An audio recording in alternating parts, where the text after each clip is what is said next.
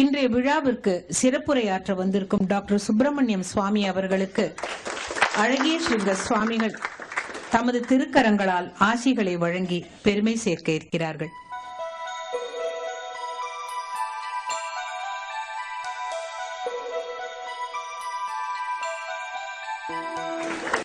சிவனார் மனம் குளிர உபதேச மந்திரம் இரு செவியிலும் உரைத்தவன் முருகன் சுவாமிநாதன். மகா சுவாமிகளின் பூர்வாசிரம பெயர் அதுதான். அந்த சுவாமி சொல்ல இந்த சுவாமி சுப்பிரமணியமும் கேட்டுக்கொண்டு மேற்கொண்ட முயற்சியின் பயனாகத்தான் இன்று நாம் எல்லோரும் மிக எளிதாக கடவுச்சீட்டு விசா பெற்று கைலாசத்திற்கும் மானசரோவருக்கும் யாத்திரை செய்கிறோம் என்பது எத்தனை பேருக்கு தெரியும்? பெரியவா அனுகிரகத்தால் சுப்பிரமணியம் சுவாமி அவர்கள் சீன அரசுடன் பேச்சுவார்த்தை நடத்தி ஒரு கருவியாக இயங்கி இதனை சாதித்தவர். பெரியவா பற்றிய தமது உணர்வுகளை நம்முடன் பகிர்ந்து கொள்ள திரு சுப்பிரமணியம் சுவாமி அவர்களை உரையாற்ற அழைக்கிறோம். Swamiji, Honorable Dr. Badrinath and Mrs. Badrinath, assembled here, our society's most eminent people. I am truly humbled by this invitation because I know that many of you have had long association with Paramacharya. I was the least likely to be his devotee. I was brought up in North India, in Delhi. I went to school and college there. I went to a convent school. Then I spent almost 8 years in America at Harvard University. And by the time I came back to India, I was almost 30 years. So with absolutely no contact whatsoever, I had not even heard his name till 1968. It was a chance meeting. The students of the university who were in my class had invited me to the dormitory, and one of them was an Indian, and he asked me whether I would come to his room before going to the function. So I went to his room. On the television was a photograph where I saw a beaming face, and I said, "Who is he?" He said, "He's the Shankaracharya of Kanchi." But nothing more happened, but that image etched in my mind for some reason. And the next time I saw Paramacharya's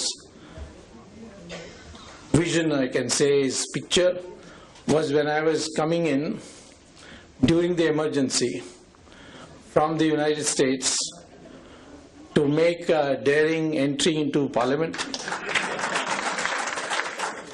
and then disappear again if I could. And at that time I was a proclaimed offender.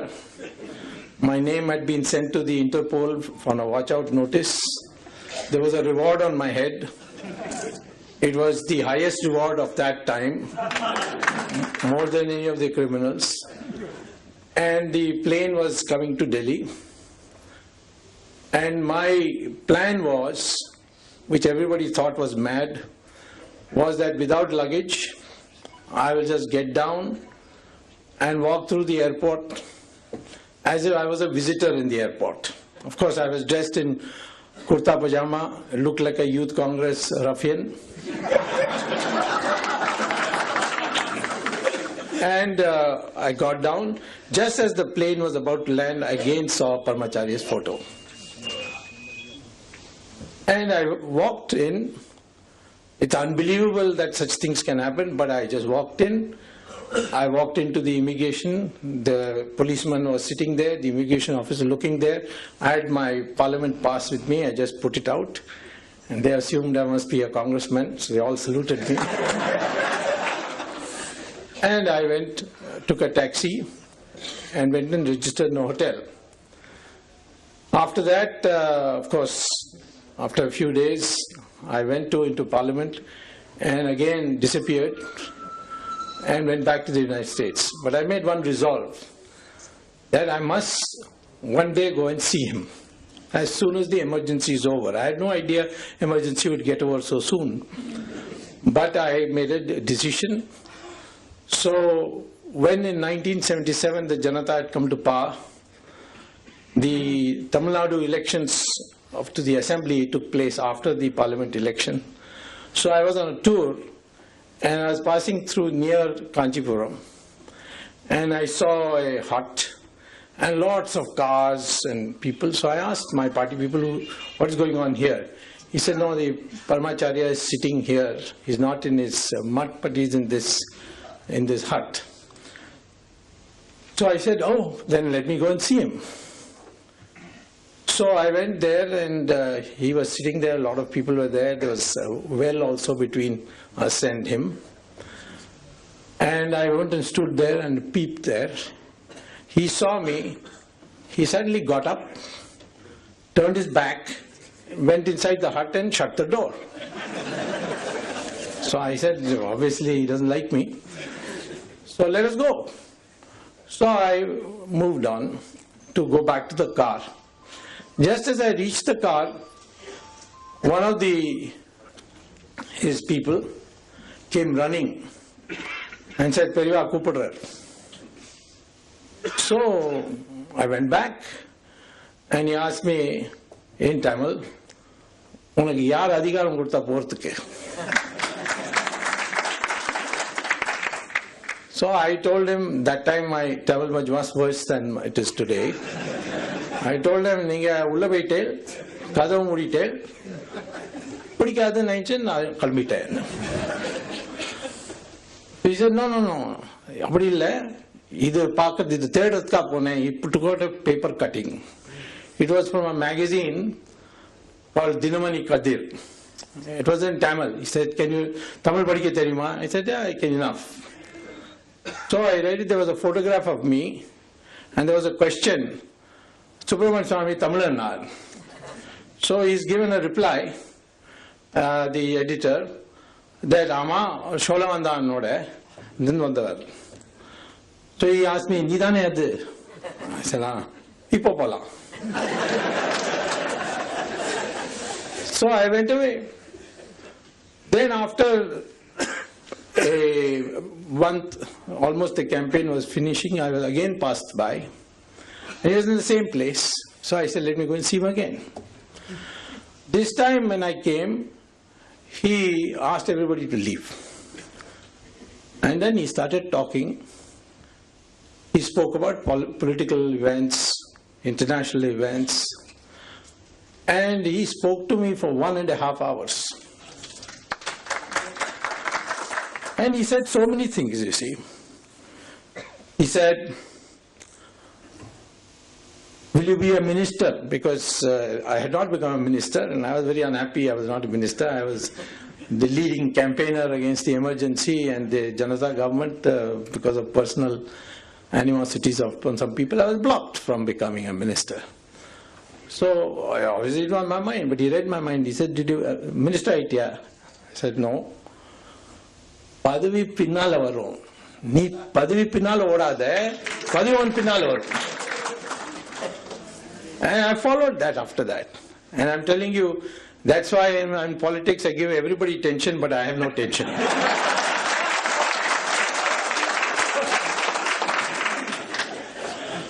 Amongst the things he spoke to me about is, அரசியல்ல என்னத்தை மாத்தணும், பதவி இல்லை. So I looked puzzled, then he said, E.V. Ramaswamy Nayakar பேர் கேட்டிருக்கியா? I said, yes. நல்ல ஆள் இல்லைன்னு. இல்லை, தனியா எல்லாரோட மூலையும் மாத்திட்டார் அவர். என்னத்தை மாத்திட்டார்? அப்படிதான் அரசியல்வாதி இருக்கணும். தனியா சுத்தி சுற்றப்பணம் பண்ணி அவர் எல்லாரோட எண்ணத்தையும் மாத்திட்டார். I said, but இந்த கோயிலெல்லாம் இடிக்கிறது, இந்த இதெல்லாம் பண்றதுன்னு. ஈரோடுல ஒரு கோயில் இருக்கு தெரியுமா கேட்டார். அது அவரோட அப்பாவோட கோயில். அந்த கோயிலுக்கு வருஷம் வருஷம் ஃபர்ஸ்ட் பிரைஸ் கிடைக்கும். தெரியுமா? எனக்கு தெரியாது. அதை மேனேஜ் பண்றது இதே ஈவி ராமசாமி நாயக்கர். புரியல சரியா? புரியும் மெதுவா. ஆனா இதுதான் பண்ணோம். எந்த பொறுப்பு கிடைக்கிறதோ அவ அப்பா அவருக்கு அந்த பொறுப்பு கொடுத்தார். அந்த பொறுப்பை அவர் நியாயமா பண்ணி அந்த கோயில் வேற இடத்துல எல்லாம் கோயில எதிராக பேசுவார். ஆனா அங்க அவர் அதை பார்த்து அழகா வச்சு ஃபர்ஸ்ட் பிரைஸ் வருஷம் வாங்கினார். So here is I began to feel that here is a person who is not just an ordinary sadhu, he is some kind of, he's a seer who can see very far ahead, and he has such a broad mind. Then he started asking me, "Unakku endha naat pidikkum?" So I said I could understand, and he explained. I said, எனக்கு introduction America தான் இருக்கு. America இல்லை, உனக்கு Israel and China, இந்த ரெண்டு நாட்டோட நம்மளோட அவ நண்பரா இருந்தால் நாட்டுக்கு பாதுகாப்பு இருக்கும். அமெரிக்கா சரி, ஆனா இந்த ரெண்டு நாட்டு தான். Now those days China was, we didn't even have diplomatic relations with them. And Israel, nobody wanted to take the name of Israel. So China was easy because I had studied China and knew Chinese. So I went to speak to Moraji. And Moraji was the most anti-Chinese of all. So I said, Moraji bhai, I think we should open up our relations with China. China, they have got all our territory. And how can we have anything to do with them? Let them return the territory first. I said, but we are going to talk for that. He said, what do we talk to them about? They won't even care for us. So I said, see, Russia and China are having a quarrel. Let us tell the Chinese we are non-aligned. If Russia and China have a quarrel, then we will not help either. So he said, who is going to tell? I said, you send your foreign minister. He said, no, you go first. Because you know the language, you can go talk to them. So as his emissary, I went first time to China, the first Indian politician after 1962 for China. I was received very well. I explained that the Prime Minister has asked me to say that if you have any dispute, military dispute, we shall be non-aligned. But our Prime Minister is doubtful whether you will reciprocate. So they told me that we will reciprocate by a public statement. So their topmost leader, Deng Xiaoping, flew to Nepal, which had good relations, and made a public statement that we know now there's a new government of India, and it's an independent government, and we are ready to open talks with them, including on the disputed territory between our two countries. Till that time they used to say it is our territory. For the first time they said disputed. So Moraji asked me, what did you go and do? Some black magic there? I told, what could I tell him? I told him, Paramacharya told me open relations, and I did it. Of course, Moraji had great regard for him. So relations began to improve. One day, I remember somebody put the idea into my head that Kailash and Mansarovar is in Tibet. The doors are locked. The Chinese have closed it. So we must get it opened so that people can go. So I thought about it. And I spoke to Atal Bihari Vajpayee, who was the foreign minister at that time. He said, no, they are a communist country. It will just create bad blood. We're just opening up with them. Can't raise these issues. Then there was a general secretary of the party called Madhu Limai. He said, no, don't bring all these communal matters into our relations. So I went to Paramacharya and said, asked him about Kailash. He said, yes. So I went on a trip And by then, the Janta had broken, fallen, elections had taken place, Mrs. Gandhi had come back. So at that time, I was invited to China by Deng Xiaoping for a visit. So before going, I talked to the External Affairs Ministry and all that, and I told them that I'm going to raise this issue of Kailash. They said, no, waste of time, they'll never agree. But Paramacharya said to raise it. So by then I'd become his blind follower. If he said do, I would do.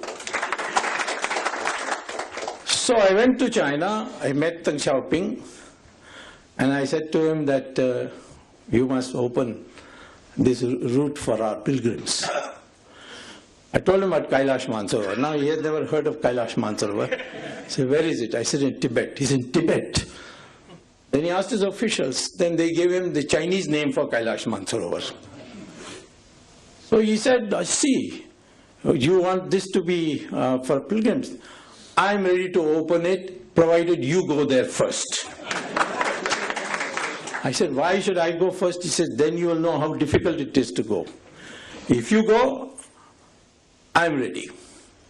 So, of course, he was saying it in a joking way, but he said, you go tell your Prime Minister, Mrs. Gandhi, that we are ready to open relations with India, we are ready to open Kailash Mansarovar also. But you must go first. By the time I came back, I met Narasimha Rao, who's always been my good friend. He was foreign minister. I told him, I said, they're ready to discuss this, their foreign minister is coming, please raise it. And their foreign minister came, discussion took place, and then Narasimha Rao asked me, what magic have you done to these Chinese?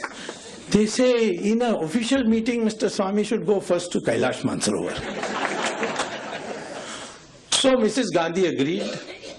I led the first delegation of 20 people.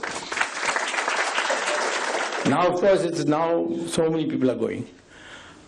Only thing the Chinese leaders told me is that only Hindus can go. We will not allow Christians and Muslims to come there. I told Mrs. Gandhi that, and she said, well, she smiled and she said, okay, that's what we will do. We will agree to that condition. Now, when I was to go, Indrajit Gupta was in the Communist Party, a great friend of mine. He had seen my wife in the library. She had come she's a lawyer, so she had come for seeing some parliamentary debates. He saw her and he says, your husband is going to go to Kailash. He'll be mad. He will fall on the way and die. What will you do? I don't know why he was trying to scare her. She came and asked me, why you want to go? You opened it, let the pilgrims go. I said, no, I will go because that's the condition.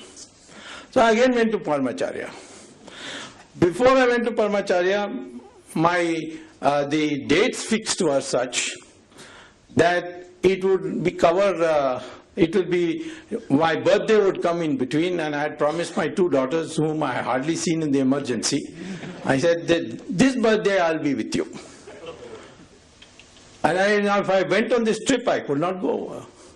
So I went and told Paramacharya, it's going to be very difficult. Do you think I should go? Amma, pono. So I said, but my two daughters will be very disappointed. He said, just that much. So I went. It was terrific trekking. I had to walk. In those days, you didn't have anything. There was hardly any road. There were bushes. All the roadways were covered. I was the first after so many years. Anyway, I went there. And then on my return, it was, I crossed the border, India-Tibet border, around the 13th evening. And there's a helipad for the military and just after you cross it. It's called Lipu Lake. Just there, it's called Kalapani actually, the exact place is, there's a Shiva temple also there on our side. So I spent the night there and I said, my God, what my daughters will think of me, because I had not told them I'll not be back. Now, when I woke up in the morning, I got the military people who were controlling that Kalapani, they came and gave me a telex from Delhi. It was from the Minister of State for Defense, Mr. Shivraj Patil, who later became Home Minister, now is Governor, saying that the Prime Minister has authorized a helicopter to be sent to pick you up from Kalapani. So I landed on 14th evening and celebrated my birthday, which is 15th September, with my job. This was the power of Paramacharya.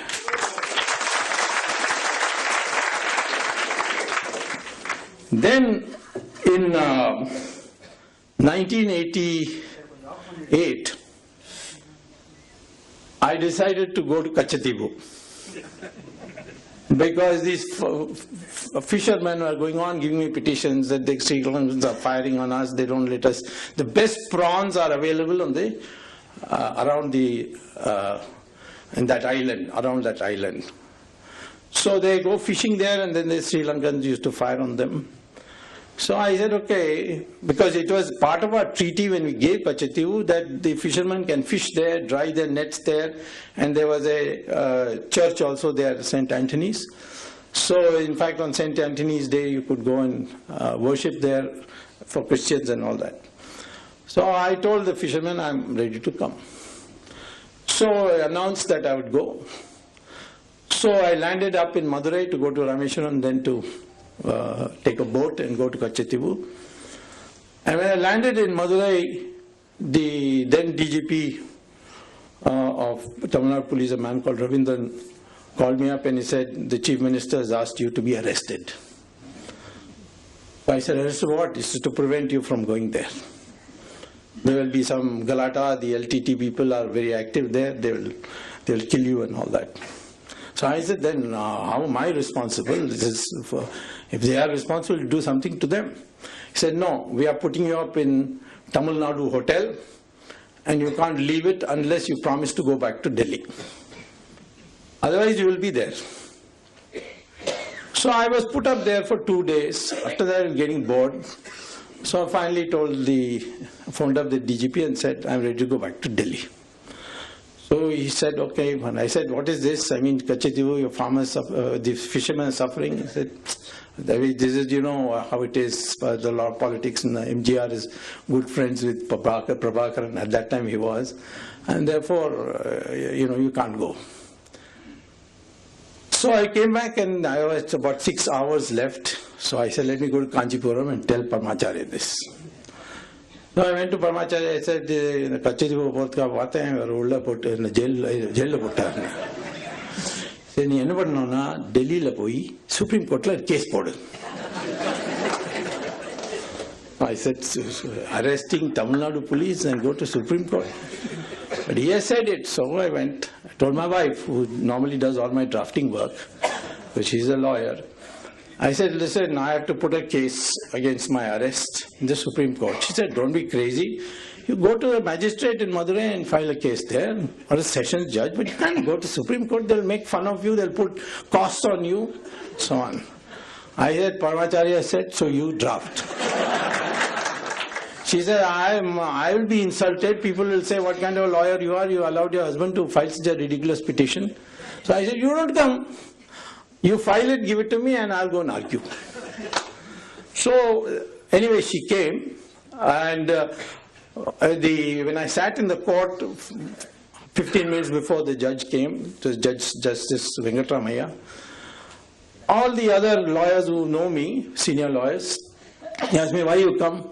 I said, the MGR arrested me in Madurai, so I've come to challenge that. He said, you come to Supreme Court, they will rebuke you, the judges will put a fine on you. I mean, this is, total lack of respect for the Supreme Court. I said, I can't do it. I mean, I can't help it. I've decided to do it. Now in comes Venkatramaya and sits, and at that time the government Solicitor General was a man called Kuldeep Singh. He later became a judge himself. So he got up and said, Your Lordship, this petition is an insult to the Supreme Court. I mean, some arrest is taking place, he's coming straight to Supreme Court without even going to the magistrate there. So Venkatramaya says, Mr. Kuldeep Singh, why was he arrested? So Kuldeep Singh taken aback. Tomorrow you'll arrest all the Tamilians in Delhi and say, go back to Tamil Nadu. Now Kuldeep Singh couldn't understand. So he said, no, there was a danger to his life from LTT. He said, then arrest the LTT people. How you arrested him? So then Kuldeep Singh said, please give me 24 hours. I'll take instructions from the government and come back. Next day he came back and he said that I have been asked to convey by the Prime Minister, that time Rajiv Gandhi, that Mr. Swamy can go and we'll make arrangements. So I went back. I told Paramacharya that, I have been successful and all. He said, yes, go on, go. But I always used to see Paramacharya with my shirt on. So that Pujari, and that man was standing next to him, said, Chattar Tungo. So Paramacharya said, hey, Bhadrama Re, you are Ungamaliu case poturar.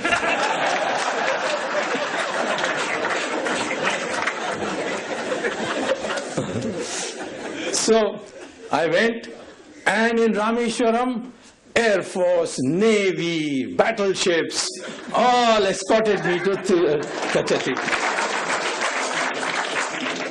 Now, who could imagine something like this?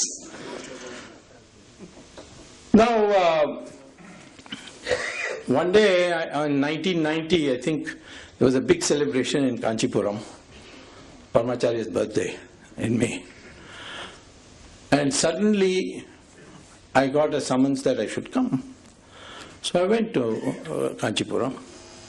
And there, of course, I saw him, he didn't say anything. But then I was told by the people there that there's going to be a function where you and Rajiv Gandhi both will address the meeting.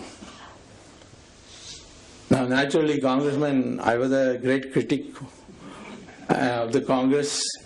I knew Rajiv, but there was no friendship. I was surprised.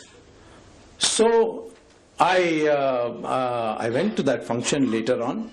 2 days, 3 days later, Rajiv and I addressed the meeting. And as a consequence, we became extremely good friends. And obviously, Paramacharya had something in mind, because the VP Singh government was tottering and he wanted an alternative government. And that alternative government, with the help of Rajiv Gandhi, I got Chandrasekhar made Prime Minister and I myself became Minister. And the first economic reforms started, in fact, with Mr. Chandrasekhar's government, where I introduced it. Then Narasimha Rao became later. I became a member of his government, but not as a minister, because Narasimha Rao wanted me to join Congress. But Paramacharya didn't give me permission. Went away, went up. So therefore, I got the chairmanship of a GATT commission with cabinet rank, so that I could attend cabinet meetings, and I was very close to Narasimha Rao. I could never imagine that I will have friendship with anybody from the Nehru family. But Paramacharya arranged that also. In 1992, I saw some IAS officials in Delhi told me that there's been an acid attack on an IAS officer and you must do something. So I flew to Madras and I inquired. It was Chandralekha. So I found out she was I didn't know her, but I found out that she was in Apollo Hospital. So I knew Dr. P.C. Reddy. So through him I went and saw her. Her face was completely out of shape, and raw meat and all was on her face. So I asked Chandralekha at that time, what can I do for you? She said, well, I can't spend the rest of my life with this kind of face. So if we can arrange for a treatment. So I asked Dr. P.C. Reddy, is there any hope? He said, no, she has got nitric acid. There's no hope. And I have consulted some experts in London. And they say, no, there's no hope. Nitric acid, no hope. Sulfuric acid, yes. So I don't know what to do, so I went to Paramacharya. I said, I've met this lady, she's got this. I asked her, what would you like me to do? And she said, I want this treatment for my face. How am I going to do it? He said, next time you come here, you bring her also. But just now you go. Now that day I was having a dinner in Bombay. So I flew to Bombay, wondering how am I going to get a plastic surgeon. And they're all very expensive. How am I going to meet the fees of these people? They'll always run in crores. Anyway, thinking I went for the dinner. It was a big dinner of influential people who wanted to meet me. Sitting next to me was a doctor called Narendra Pandya. He is one of the top 3 plastic surgeons of the world. Sitting next to me, he said, Dr. Swamy, I have always wanted to meet you. I said, what do you do? He said, I am a plastic surgeon. So I said, really? Then I said, I've just seen a lady in Chennai who has got acid attack, and therefore her face is completely.